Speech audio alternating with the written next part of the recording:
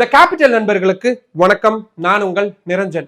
தமிழ்நாடு, கேரளா, புதுச்சேரி, அஸ்ஸாம், மேற்கு வங்கம் இந்த 5 மாநிலத்துடைய சட்டமன்ற தேர்தல்கள் நடக்க போகக்கூடிய நேரத்துல, இன்னும் சொல்ல போனா தேர்தல் பிரச்சாரங்கள் அப்படியே பரபரப்பா உச்ச கட்டத்துல இருக்கக்கூடிய நேரத்துல உச்ச நீதிமன்றம் மிக முக்கியமான ஒரு வழக்கை எடுத்து விசாரிக்க போறாங்க.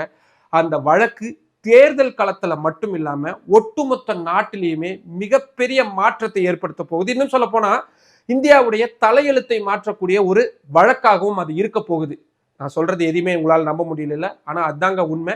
அதை பத்தி தான் இந்த வீடியோல நம்ம இன்னைக்கு விரிவா பார்க்க இருக்கிறோம். அதுக்கு முன்னாடி நம்ம சேனல் இன்னும் நிறைய பேர் சப்ஸ்கிரைப் பண்ணாம பார்த்துக்கிட்டு இருக்கீங்க. உங்களுக்கே தெரியும், உங்களுடைய ஆதரவை நம்பி மட்டும்தான் டெல்லியில இருந்து இயங்கக்கூடிய முதல் தமிழ் யூடியூப் சேனல் அதை நடத்திட்டு இருக்கேன். இப்போ இந்த மாதிரியான ரொம்ப ரொம்ப முக்கியமான இன்ஃபர்மேஷன்ஸ் உங்களுக்கு உடனுக்குடன் வந்து சேரணும் அப்படின்னா நம்ம சேனலை சப்ஸ்கிரைப் பண்ணிக்கோங்க. நம்ம வீடியோஸை நிறைய பேர் கொண்டு போய் சேருங்க. லைக் பண்ணுங்க, கமெண்ட் பண்ணுங்க, உங்களுடைய ஆதரவை அதிக அளவில் தாருங்கள்.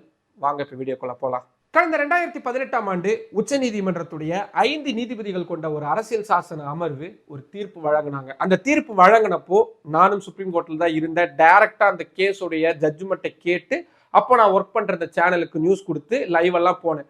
ஆனாலும் கூட எனக்கு அந்த அந்த தீர்ப்பு வழங்கின பரபரப்பு அடங்கறதுக்கு கிட்டத்தட்ட ஒரு அரை நாட்களுக்கு மேலேயே ஆச்சுன்னு கூட சொல்லலாம். ஏன்னா இதுவரைக்கும் உச்ச நீதிமன்றம் இந்தியாவுடைய தலையெழுத்தை மாற்றக்கூடிய வகையில வழங்கின தீர்ப்புகள்ல அதுவும் ஒரு முதன்மையான தீர்ப்பா அமைஞ்சது. அதுதான் கேரளாவில் இருக்கக்கூடிய புகழ்பெற்ற சபரிமலை ஐயப்பன் கோவிலுக்குள்ள அனைத்து வயது பெண்களும் நுழையலாம் அப்படின்ற அந்த வரலாற்று சிறப்பு மிக்க தீர்ப்பு. ஏன்னா அதுக்கு முன்னாடி வரைக்கும் ஐயப்பன் கோயில்ல 10 வயதுக்கும் குறைவான சிறுமிகள், 50 வயதுக்கும் அதிகமா இருக்கக்கூடிய பெண்மணிகள் இவங்க மட்டும்தான் நுழையணும். இன்னும் ரொம்ப எளிமையா சொல்லணும்னா, மாதவிடாய் இருக்கக்கூடிய அந்த பெண்கள், அந்த வயதில் இருக்கக்கூடிய பெண்கள் சபரிமலை ஐயப்பன் கோயிலுக்குள்ள நுழையக்கூடாது. அப்படி நுழையிறது தீட்டு. அதன் மூலியமா அந்த கோயிலுடைய புனிதத்தன்மை கெட்டு போயிடும் அப்படின்றதா அது வரைக்கும் இந்து மதம் சார்ந்த இல்லாட்டி இந்த கோவில் பக்தர்கள் சார்ந்த ஒரு நம்பிக்கையாவே இருந்துட்டு வந்தது. ஆனா மாதவிடாய் அப்படின்றது பெண்களுக்கு ஏற்படக்கூடிய ஒரு இயற்கையான ஒரு விஷயம். அதை எப்படி ஒரு தீட்டான ஒரு அசௌகரியமான விஷயமாவும் அசுத்தமான விஷயமாவும் பார்க்க முடியும். அது மட்டும் இல்லாம இயற்கையா வரக்கூடிய ஒரு விஷயத்துக்காக அந்த பெண்களை கோவிலுக்குள்ள அனுமதிக்காம இருக்கிறது அப்படின்றது இந்திய அரசியல் சாசனம் வழங்கி இருக்கக்கூடிய அடிப்படை உரிமைகளுக்கு எதிரானது. ஏன்னா எந்த ஒரு காரணத்தை காட்டியும் யாருகிட்டையும் பாகுபாடு காட்டக்கூடாது, அனைவரையும் சமமா நடத்தணும் அப்படின்றதுதான் இந்திய அரசியல் சாசனத்துடைய அடி ஆன்மாவும் அடிநாதமாகவும் இருக்குது. அதையே இந்த ஒரு பிராக்டிஸ் அப்படின்றது மாற்றி அமைக்கக்கூடிய வகையில் இருக்கு. அதனால எல்லா பெண்களையும் அந்த கோவிலுக்குள்ள அனுமதிக்கணும் அப்படின்ற ஒரு கோரிக்கையை முன் வச்சு உச்சநீதிமன்றத்துல வழக்குகள் தாக்கல் செய்யப்பட்டு அந்த வழக்கை தான் உச்சநீதிமன்றத்துடைய 5 நீதிபதிகள் கொண்ட அரசியல் சாசன அமர்வு 2018ஆம் ஆண்டு விசாரிச்சு கரெக்ட் தான், அப்படி பெண்களை இயற்கையா இருக்கக்கூடிய நிகழக்கூடிய ஒரு சம்பவத்துக்காக ஒரு காரணத்துக்காக கோவிலுக்குள்ள அனுமதிக்காம இருக்கிறது அப்படின்றது பாகுபாடு காட்டக்கூடிய வகையில் இருக்கு. அந்த பெண்கள் அத்தனை வயது பெண்களுமே கோவிலுக்குள்ள போலாம் அப்படின்ற அந்த வரலாற்று சிறப்பு மிக்க தீர்ப்பை வழங்கியிருந்தாங்க. இந்த தீர்ப்பு வந்த உடனேயே முற்போக்காளர்கள் கொண்டாடி தீர்த்தாங்க. அட் த சேம் டைம் பிற்போக்காளர்கள் என்னங்க இது மத உணர்வை பாதிக்கக்கூடிய வகையில, எங்களுடைய மனசெல்லாம் புண்படுத்தக்கூடிய வகையில உங்க தீர்ப்பை கொடுத்துட்டீங்க அப்படின்ற மாதிரியான எதிர்ப்புகள் பதிவு செஞ்சாங்க. ஒட்டுமொத்தமா இந்த பாசிட்டிவ் நெகட்டிவான கருத்துக்கள் அப்படின்றது சமநிலையில இருந்தது அப்படின்றத நம்ம புரிஞ்சுக்க வேண்டியதா இருக்கு. ஆனா கேரளாவில நிலைமை கொஞ்சம் வேற மாதிரி இருந்தது. ஏன்னா அந்த காலகட்டத்துல இந்த குறிப்பிட்ட தீர்ப்பை கையில எடுத்துக்கிட்டு பாஜக தேர்தல் ரீதியிலான வாக்கு அரசியல் ரீதியிலான மிக முக்கியமான நகர்வுகளை புரோபகேண்டாவை செய்ய தொடங்கினாங்க. இந்துக்கள் எல்லாரும் ஒன்றிணைவோம், ஷேவ் சபரிமலா, சபரிமலையை காப்போம், நம்மளுடைய இந்து மதத்தை இந்து தர்மத்தை காப்பாற்றணும் அப்படின்னு சொல்லி அவங்க தெருவில் இறங்கி போராட தொடங்கினாங்க. கொஞ்சம் கொஞ்சமா பப்ளிக்கும் அவங்களோட இறங்கி போராட தொடங்கினாங்க. ஒரு கட்டத்துக்கு அப்புறமா RSS, பஜ்ரங் தள் மாதிரியான அமைப்புகளும் இந்த போராட்டங்களுக்கு ஆதரவளிக்கிறதை அடுத்து ஒரு பெரிய அளவிலான ஒரு பேசு பொருளா அந்த போராட்டம் மாறிச்சு. கேரளாவில் மட்டும் இல்லாம இந்தியா முழுவதுமே அந்த போராட்டத்துடைய தாக்கம் அப்படின்றது உணரப்பட்டது. எந்த அளவுக்கு அப்படின்னா, பாஜக இருந்தாதான் இந்து மதத்தை காக்க முடியும் அப்படின்ற மாதிரியான தீவிரமான பிரச்சாரங்கள், பரப்புரைகள் அப்படின்லாம் ஒரு பக்கம் மேற்கொள்ளப்பட்டுக்கிட்டே இருந்தது.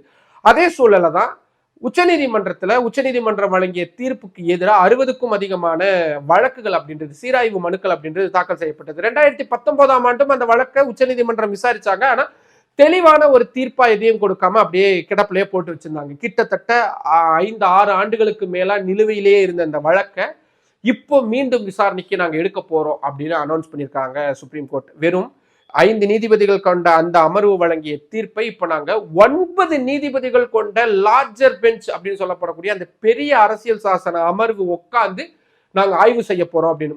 பொதுவா இந்த அரசியல் சாசன அமர்வை பொறுத்த வரைக்கும் 5 நீதிபதிகள் இருந்ததே அது ஒரு கான்ஸ்டிடியூஷன் பெஞ்ச் தான், லார்ஜர் பெஞ்ச் தான் சொல்லுவாங்க. அதுக்கப்புறமா 7, 9, 11, 13 அப்படின்னு போயிட்டே இருக்கும். ஆனா 9 நீதிபதிகள் கொண்ட ஒரு அமர்வு உட்கார்றாங்க அப்படின்னா அந்த வழக்கு அதிதீவிரமான வழக்கு அப்படின்றத சுப்ரீம் கோர்ட் கன்சிடர் பண்றாங்க அப்படின்றத புரிஞ்சுக்க வேண்டியதா இருக்கு. அந்த வகையில இந்த வழக்கை அப்படி அதிமுக்கியமான ஒரு வழக்கா பாக்குறாங்க அப்படின்றத புரிஞ்சுக்க முடியுது. என்ன பண்ண போறாங்க இந்த 9 நீதிபதிகள்? மிக முக்கியமான ஒரு 8 கேள்விகளுக்கு அவங்க விடை காண போறாங்க. என்னென்னது? தனிநபருடைய தனி உரிமை அப்படின்றது பெருசா, இல்ல மத உணர்வு அப்படின்றது பெருசா, இல்ல தனிநபருடைய மதம் சார்ந்த சுதந்திரம் ரொம்ப முக்கியமா, இல்ல ஒரு கும்பலா ஒரு குழுவா இருக்கக்கூடிய அவங்களுடைய மத சுதந்திரம் அப்படின்றது பெருசா? ஹிந்து மதத்துடைய மத சுதந்திரம் அப்படின்னா எது வரைக்கும் எடுத்துட்டு போக முடியும்? பெண்களுக்கான இப்படியான உரிமைகளை பறிக்கிறது அப்படின்றது வந்து அவங்களுடைய மத சுதந்திரத்தையும் பறிக்கக்கூடிய வகையில இருக்குமா? ஏன்னா அவங்களுடைய அடிப்படை உரிமையும் மத உரிமையும் ஒரே தட்டுல வச்சு பார்க்க வேண்டியதா அப்படின்ற மாதிரியான ரொம்ப டெக்னிக்கலான ஒரு 8 கேள்விகளுக்கு அவங்க விடை காண போறாங்க. இது வெறும் சபரிமலை விவகாரத்துல மட்டும் இல்லாம இஸ்லாமிய மதத்திலையும் இப்படி பெண்கள் சம்பந்தமான நிறைய சடங்குகள்லாம் இருக்கு. அதையும் இந்த விவகாரம் கேள்வி எழுப்பும். குறிப்பா பார்சி இனம்னு நமக்கு தெரியும், பார்சி மதம் அப்படின்றது ஒண்ணு இருக்கு. அந்த மதத்துல பார்சி இன பெண் பார்சி இனத்துடைய ஆணா இல்லாத ஒருத்தரை கல்யாணம் பண்ணிக்கிறாங்க அப்படின்னா அந்த பெண் அதுக்கப்புறமா அந்த பார்சி இனத்தினுடைய கோவிலுக்குள்ள நுழைய முடியாது, அதுக்கு தடை விதிச்சிருவாங்க. இப்போ அது மாதிரியான விஷயங்களும் இந்த சபரிமலை வழக்கின் மூலியமா தீர்வு காணப்படும் அப்படின்னு நம்பப்படுது. சரி, நான் இது வரைக்கும் சொன்னது எல்லாமே ரொம்ப டெக்னிக்கலான விஷயங்கள் சொல்லியிருக்கிறேன். இனி இதை பொலிட்டிக்கலா எந்த அளவுக்கு ஒரு தாக்கத்தை ஏற்படுத்த போகுது, யாருக்கு அதிக பலனளிக்கும், யாருக்கு அதிக பாதிப்பை ஏற்படுத்தும் அப்படின்றதையும் பார்க்கலாம். இப்போ நமக்கு தெரியும் சபரிமலை ஐயப்பன் கோவில் கேரளால இருக்கு. அங்க கம்யூனிஸ்டுகள் ஆட்சி அப்படின்றது நடந்துட்டு இருக்கு. அப்கோர்ஸ் கம்யூனிஸ்டுகள் அவங்களுடைய கொள்கை பிடிப்புல ரொம்ப உறுதியா இருக்கிறாங்க அப்படின்னா அனைத்து பெண்களையும் அனுமதிக்கிறதுக்கு நாங்க ஒத்துக்கிறோம் அப்படின்றத அவங்க நிலைப்பாடா எடுப்பாங்க. அப்படி இல்லாம தேர்தல் அரசியலுக்காக அவங்களுடைய கொள்கைகள்ல சமரசம் செஞ்சுக்கிறாங்க அப்படின்னா இல்ல பெண்களுடைய அந்த விஷயத்துக்குள்ள நாங்க தலையிடல, மதம் சார்ந்த விஷயத்துக்குள்ளயும் தலையிடல அப்படின்னு கை கழுவி போயிருவாங்க. இதை எப்படி எடுத்தாலுமே பாஜக இதை வச்சு ஒரு மிகப்பெரிய ஒரு கேம் அப்படின்றத பிளே பண்ணுவாங்க. ஏன்னா சுப்ரீம் கோர்ட்ல இந்த கேஸ் இப்போ வந்தப்போ கூட மத்திய பாஜக அரசு அவங்களுடைய நிலைப்பாட்டை திட்டவட்டமா சொல்லிட்டாங்க. என்னன்னு சொல்லிட்டாங்க? எல்லா பெண்களையெல்லாம் அனுமதிக்க முடியாது, அந்த மதத்துக்குன்னு அந்த கோவிலுக்குன்னு சில சடங்குகள் இருக்கு, அதை ஃபாலோ பண்ணணும், அந்த குறிப்பிட்ட வயதில் இருக்கக்கூடிய பெண்களை மட்டும்தான் அனுமதிக்கணும், அந்த மென்ஸ்ட்ரேஷன் இருக்கக்கூடிய பெண்களை அனுமதிக்க கூடாது அப்படின்ற நிலைப்பாட்டை ரொம்ப தெள்ள தெளிவா சொல்லிட்டாங்க. இப்போ கம்யூனிஸ்டுகள் ஒருவேளை அனைத்து பெண்களையும் அனுமதிக்கிறேன்னு சொன்னாங்கன்னா மக்கள் கிட்ட போய் பாருங்க கம்யூனிஸ்டுகள் இந்து மதத்தை புண்படுத்துறாங்க அப்படின்னு சொல்லுவாங்க.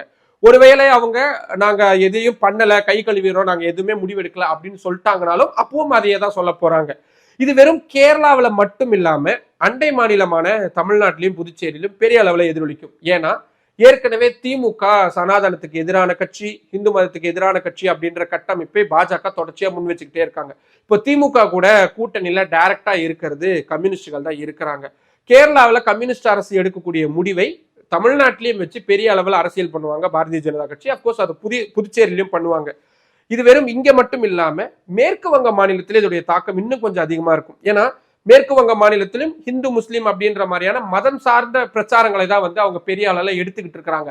அப்படி இருக்கும் பொழுது மேற்கு வங்க மாநிலத்துல பாஜகவுக்கு திரிணாமுல் காங்கிரஸ் மாதிரியே மற்றொரு பெரிய எதிரி அப்படின்னா அவங்க கம்யூனிஸ்டுகள் தான். ஏன்னா 35 ஆண்டுகளுக்கு மேல அந்த மாநிலத்தை தொடர்ச்சியா ஆட்சி செஞ்ச கம்யூனிஸ்டுகள் இப்போ கொஞ்சம் ஸ்ட்ரகிள்ல இருக்கிறாங்க. ஸோ டைரக்டா அவங்கள அடிக்கிறதுக்கு பாஜக இந்த ஒரு யுக்தியை கையில் எடுத்துக்குவாங்க. ஸோ சரியா தேர்தல் ஒரு ஏப்ரல் 6, 7ஆம் தேதி போலதான் இந்த வழக்குகள் உச்சநீதிமன்றத்தில் தொடங்க போகுது. அதே நேரத்துலதான் இந்த 5 மாநிலங்களுடைய தேர்தல் பிரச்சாரம் அப்படின்றது கிட்டத்தட்ட அந்த பீக்ல இருக்கும், உச்சகட்டத்துல இருக்கும். ஸோ சுப்ரீம் கோர்ட்ல இந்த அரசுகள் சொல்லக்கூடிய விஷயங்கள் ஒவ்வொன்றும் நேரடியா வாக்காளர்கள் கிட்ட மிகப்பெரிய தாக்கத்தை ஏற்படுத்தும் அப்படின்றதுல எந்த விதமான மாற்று கருத்தும் கிடையாது. அப்கோர்ஸ் இது சப்ஜுடிஸ் அப்படின்ற நீதிமன்றத்தில் இருக்கிறதுனால வெளியே யாரும் பேசக்கூடாது அப்படின்ற விஷயங்கள்லாம் இருந்தாலும் கூட என்னைக்குமே இந்தியாவுடைய தேர்தல் களங்கள்ல விதிமுறைகள் அப்படின்றது பின்பற்றப்படுறது இல்லை. அது எப்பவுமே காத்துல தான் பறக்க விடப்படும். அப்படி தேர்தல் ஆணையத்துடைய விதிமுறைகள்லாம் சரியா பின்பற்றப்படுதுன்னா இந்தியாவில் எந்த அரசியல் கட்சி தலைவர்களும் இப்ப இருக்கக்கூடிய அமைச்சர்கள், எம்பிக்கள், எம்எல்ஏக்கள்னு யாருமே வந்து தேர்தல்கள் அவங்களால களத்திலே இருக்க முடியாது.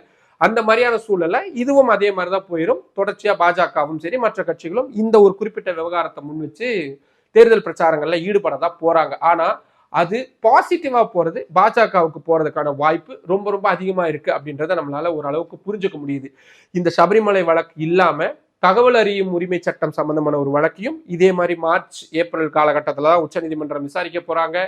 கம்பெனி அதாவது தொழில் இல்லாட்டி நிறுவனம் அப்படின்னா என்ன அப்படின்றத டிஃபைன் பண்ணக்கூடிய ஒரு வழக்கையும் 9 நீதிபதிகள் கொண்ட அரசியல் சாசன அமர்வு சரியா அதே மாதிரி ஏப்ரல் மாதத்துல விசாரிக்க போறாங்க.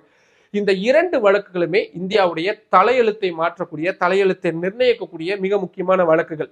நான் அதை பத்தியும் இந்த வீடியோலயே சொன்னேன்னா ஒரு பெரிய வீடியோவா போயிடும். அப்கோர்ஸ் உங்களுக்கும் போர் அடிச்சிடும். அதனால உங்களுக்கு அந்த 2 வழக்க பத்தின விஷயங்களும் வேணும் அப்படின்னீங்கன்னா கமெண்ட் பாக்ஸ்ல கீழே சொல்லுங்க. முடிஞ்ச வரைக்கும், ஏன்னா அது ரொம்ப ஹைலி டெக்னிக்கலான லீகல் லாங்குவேஜ் நிறைய இருக்கக்கூடிய வழக்குகள் அப்படின்றதுனால முடிஞ்ச வரைக்கும் அதை என்னால எளிமையா உங்களுக்கு புரியக்கூடிய வகையில சொல்றதுக்கு முயற்சி பண்றேன். அது வேணும் அப்படின்னா கீழே கமெண்ட் பாக்ஸ்ல சொல்லுங்க.